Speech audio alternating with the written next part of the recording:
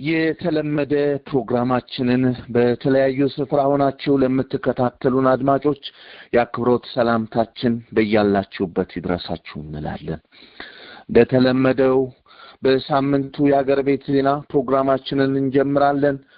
ክቡራን አድማጮች ዝግጅቱን ለኛ ማድመጡን ለእናንተ እያልን ወደ አዘጋጀነው የአገር ቤት ዜና እንሄዳለን።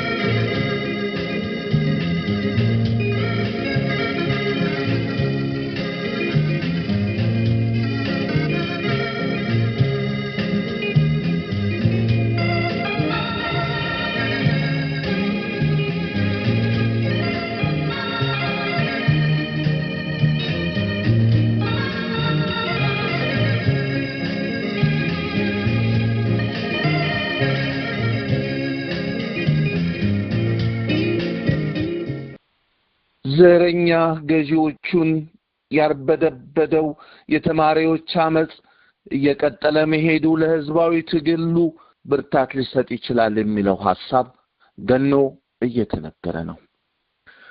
ባለፉት ሳምንት በተለያዩ ዩኒቨርሲቲዎች በመማር ላይ የሚገኙ ተማሪዎች በአገዛዙ እየደረሰባቸው ባሉ ችግሮች በተለይ ደግሞ ተማሪዎች ከመመረቃቸው በፊት የአንድ ዓመት የአገልግሎት ግዴታን በህግ ደንግጎ ለማወጅ ዝግጅቱ መጠናቀቅ መሰማቱን ተከትሎ የተቃውሞ እንቅስቃሴ ማድረጋቸው ይታወቃል።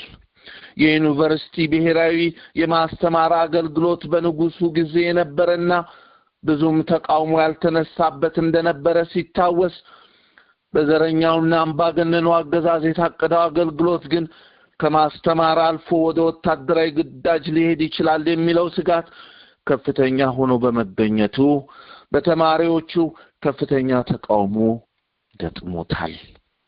ራሱን ብልጽግና እያለ የሚጠራው ፋሽስታዊ ዘረኛ አገዛዝ ላለፉት 7 ዓመታት ወጣቶችን ሆን ተብለው በተቀነባበሩ ሴራዎች አጥምዶ እንዲሰቃዩ ማድረጉ ይታወቃል። በሕክምና የተመረቁ ተማሪዎችን ጨምሮ ለሥራ አጥነት መዳረጉም ገሃድ የወጣ ሐቅ ነው። በየዓመቱ ለ12ኛ ክፍል ብሔራዊ ፈተና ከሚቀመጡት ተማሪዎች መካከል 3% ብቻ የዩኒቨርሲቲ መግቢያ ነጥብ አምጥተዋል በሚል ውስኑ ተማሪዎች ብቻ ወደ ዩኒቨርሲቲው ሲያስገባም ቆይቷል። 97% የሚሆኑ ቀሪዎቹ የመግቢያውን ዝቅተኛ ነጥብ አላመጡም ተብለው ትምህርታቸው እንዲቋረጥ መደረጉ በርካታ ወጣቶች ለሥራ አጥነት ከመዳረጋቸውም ሌላ በሀገራቸው ተስፋ እንዲቆርጡ እየገፋፋቸው መሆኑ በግልጽ የሚታይ ነው። የትምህርቱ አሰጣጡም ሆነ አስተዳደሩ እየተመራ የሚገኘው የከፍተኛ ትምህርትና ብቃት እንዲሁም ጥበብ በሌላቸው ግለሰቦች ሲሆን እነዚህ ግለሰቦች በየዓመቱ ከሚወርዱባቸው ስድቦችና ውግዘቶች ተምረው ሊስተካከሉ የሚገባቸውን ጉዳዮች ከማስተካከል ይልቅ የአልጋ ቁራኛ ያደረጉትን የትምህርት ስርዓት በድን እያደረጉት ይገኛሉ። በዚህም ምክንያት የኢትዮጵያ የትምህርት ነፍሰ ገዳዮች እየተባሉ መጠራት ከጀመሩ ዓመታት ተቆጥረዋል። በሌላ በኩል ደግሞ ትምህርት ለምርምርና ለሀገር እድገት ቁልፍ ሚና መጫወት ሲገባው በዚህ ወቅት በአገዛዙ ትዕዛዝ በሁሉም መስክ 70-30 የሚል ገዳይ አግላይ ጭፍንና ጅላጅል እርምጃ የአገሪቱን የትምህርት ስርዓት እየገደለው መሆኑ በገሃድ የሚታይ ነው። 11ኛ ክፍል ላይ የተፈጥሮ ሳይንስ ትምህርት መስክ የሚገቡ ተማሪዎች 30% ብቻ እንደሆኑና 70% የሚሆኑት ተማሪዎች የህብረተሰቡ ሳይንስ መስክ በግዴታ እንዲገቡ መደረጉ ትምህርት ተገንዞ ወደ መቃብር ወርዷል ቢባል ከእውነት የራቀ አነጋገር አይሆንም። በተለያዩ ወቅቶች የተከሰቱ ጨቋኝ አገዛዞች እንዳደረጉት ሁሉ ውትድርናንና በአፈሳ ለማጠናከር ዘረኛውና አምባገነኑ የአብይ አገዛዝ እየሄደበት ያለው መንገድ የሚያስከትለው መዘዝ እጅግ አስከፊ መሆኑ ግልጽ ነው። ከዚህ በተጨማሪ በትምህርት ላይ የነበሩ ወጣቶች በአፈሳ አስገድደው የለብ የውትድርና ስልጠና በመስጠት ወንድሙን እንዲገድል እየተደረገ የሚገኘው ሴራ ውጤቱ ከየጦር ግንባሩ የሽሽትና የምርኮ መበራከትን እያስከተለ መሆኑ በተጨባጭ እየታየ ነው። የኢትዮጵያ ወታደራዊ አቋም በእንዲህ በመሰለው የወጣቶች ያልተቋረጠ አፈሳ የወታደሩን ብዛት በቁጥር ደረጃ ልክ እንደ ብር ምንዛሪ ከማብዛቱ በስተቀር ውጤቱ ባዶ መሆኑ ሲታሰብ ኢትዮጵያ በታሪኳ የሀገር ፍቅርና የወገን አለኝታነት የሚሰማው ወታደራዊ ኃይል እንዳይኖር ሆን ተብሎ የተገፋችበት ወቅት መሆኑ አያጠራጥርም የሚሉ በርካታ ዜጎች ናቸው። የኑሮ ውድነቱ በህይወት የመኖር ህልውናን ከመፈታተኑም በላይ ያልተጠበቁ ማህበረሰብ መዘዞችን እያስከተለ መሆኑ በስፋት ይነገራል። ኑሮ ውድነቱ ሰማያት መድረሱ በተነገረ ቁጥር በጠኔ መገረፍ፣ የሚለበስ ጨርቅ በአመት ቀርቶ በሶስትና ከዚያ በላይ አመታት መቀየር አለመቻሉ፣ መድኃኒት መግዛት አለመቻሉ ወዘተ ድንገት ድቅን የሚሉ አእምሮን በፍርሃትና በጭንቀት የሚረብሹ መሆናቸው የታወቀ ነው። ግን የሚላስ የሚቀመስ ሲያጥርና ሲጠፋ የመጨረሻዎቹ አማራጮች የቤተሰብ መፍረስና የራስን ህይወት በገዛ እጅ ማጥፋት መሆኑ ግልጽ ሲሆን ሁለቱም በዚህ ወቅት በወረርሽኝ መልኩ የተስፋፋ መሆናቸው ከተለያዩ ቦታዎች ከሚደርሱ ዜናዎች እየተሰሙ ነው። የኑሮ ውድነቱ አስከትሏቸው የሚገኙ መዘዞች በስራ ላይ ላሉት ሌብነት፣ መንታፊነት፣ አጭበርባሪነት፣ ጉቦኝነት ወዘተ መስፋፋቱ ሲሆን አንዳንዱን ደግሞ አለ ስራ እያስቀረ ለማኝነት፣ ጎዳና ዳሪነት ወዘተ እያደረገም ይገኛል። የኑሮ ውድነቱ በዚህ መልክ እየቀጠለ ከሄደ ምን አይነት ሁኔታ እንደሚፈጥር መገመት ይከብዳል። ይህ ዘረኛና አምባገነን አገዛዝ ወገኖችን እያሰቃየ በስልጣን መቆየት ከተፈቀደለት በረሃብ አለንጋና በበሽታ የሚሰቃዩ በርካታ ዜጎች በገፍ በየቤታቸው እንዲሁም በየጎዳናው ህይወታቸው የሚያልፍበት ሁኔታ ሊኖር ይችላል ብሎ መገመት ከእውነት የራቀ አይሆንም። ስለሆነም ይህንን ግፈኛ አገዛዝ ማስገደድ ወይም ማስወገድ ወቅቱ የሚጠይቀው ግዳጅ ነው። የአገዛዙ ባለስልጣኖች በአንድ በኩል የህዝብ ደም እያፈሰሱ በሌላው ገጽ ደግሞ በምርጫ ቅስቀሳ መጠመዳቸው የህዝቡን መከራና ስቃይ መራራ ያደርገዋል ተባለ። ይህ ዘረኛ አገዛዝ በህዝብ ደም የበለጸገ ህዝብን እየጨፈጨፈ እያሸበረና እየረገጠ ለመግዛት ያለመውን ለማሳካት የንጹሃንን ደም እያፈሰሰ በሌላ በኩል ደግሞ ለውትድርና በስፋት በየምሽቱ እያፈሰ መሆኑን የተለያዩ መረጃዎች እያረጋገጡ ይገኛሉ። አገዛዙ የደሃ እያለ የሚጠራቸውንና በየከተሞች ነዋሪ የሆኑ በጣም ዝቅተኛ ገቢ ያላቸው ግለሰቦች በማደራጀት ለተለያዩ ጉዳዮች እየተጠቀመባቸው ይገኛል።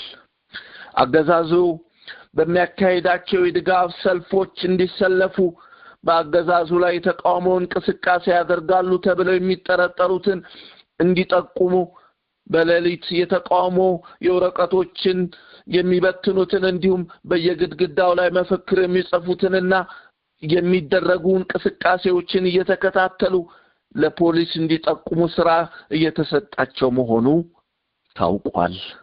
እነኚህን የማህበረሰብ ክፍሎች አገዛዙ መያዝ የተቻለው የተባበሩት መንግስታት የልማት ድርጅት በከተሞች ላይ በደህንነት የሚማቅቁ የማህበረሰብ ክፍሎችን ለመርዳት በአውራ ጎዳና የጽዳት ስራን በማሰማራት በወር 10,000 ብርና ከዚያ በላይ እንዲከፈላቸው በማድረግ የጀመረውን መርሃ ግብር አገዛዙ ለራሱ የፖለቲካ ጥቅም ያዋለው ከመሆኑም ባለፈ በትክክል የተመደበውን ገንዘብ ለቢሮ ሰራተኞችና ለጽዳት ቁሳቁስ መሸመቻ በሚል እየዘረፈው መሆኑ በስፋት ይነገራል። አገዛዙ በመጪው ግንቦት ምርጫ የሚባለውን ሞዛዛ ቧልት ለማካሄድ እነዚህን የማህበረሰብ ክፍሎች በየጊዜው እየሰበሰበ ከብልጽግና ውጪ እንዳይመረጡ ከመቀስቀሱ በከፋ ከስራ እንደሚባረሩ ዛቻም እየሰነዘረ መሆኑ መገንዘብ ተችሏል። አድማጮቻችን የሳምንቱ የሀገር ቤት ዜና በዚሁ አበቃ።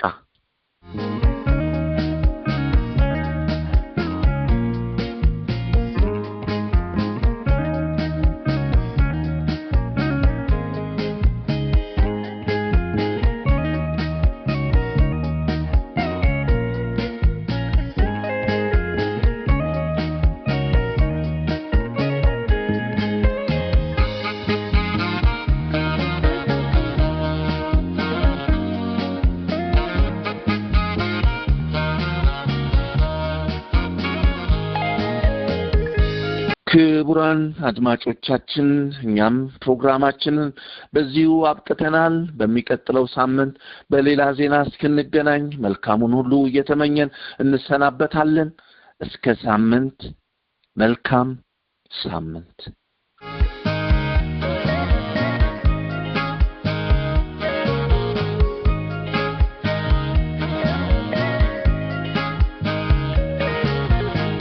አንደኛው ሲከብሽ አንዱ ያፈርስሻል፣ አንዱ ሲያሳድግሽ አንዱ ይዘርፍሻል፣ አንዱ ሲሞትልሽ ደግሞ አንዱ ሾመብሻል። ምንድነው ነገሩ ዘር ያልበቀለብሽ? ምንድነው ነገሩ ዘር ያልበቀለብሽ? አንቺ ደሃ ሀገሬ ኢትዮጵያ ዛሬ ማን ያስብሽ? አንቺ ደሃ ሀገሬ እናቴን እስኪ ማን ያስታውስሽ?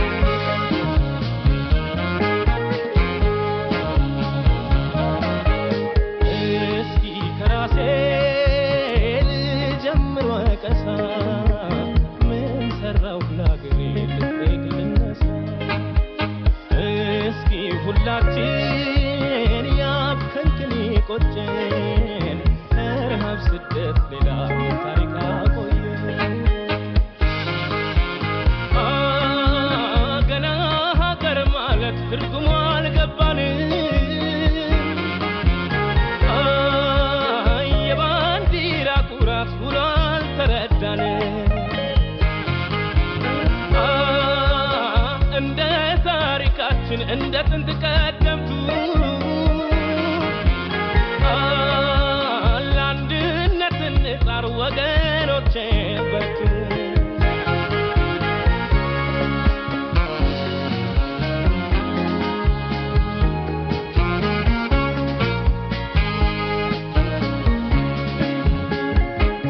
እዚህ ያለሽ አልለማሽም፣ እዚህ ያለሽ አልተጦርሽም፣ ውለታሽስ ይኸው ነው ወይ አገሬ ሰው አጣሽ ሆይ፣ አገሬ ሀሳብ ያጣሽ ሆይ፣ አገሬ ልጅ አጣሽ ሆይ፣ አገሬ ሰው አጣሽ ሆይ፣ አገሬ ሀሳብ ያጣሽ ሆይ፣ አገሬ ልጅ አጣሽ ሆይ።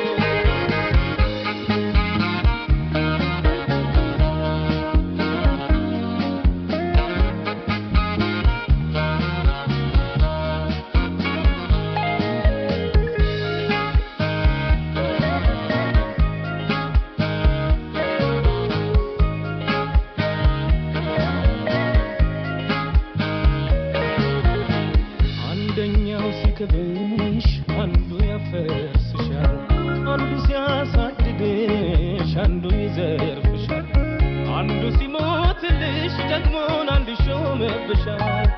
ምንድነው ነገሩ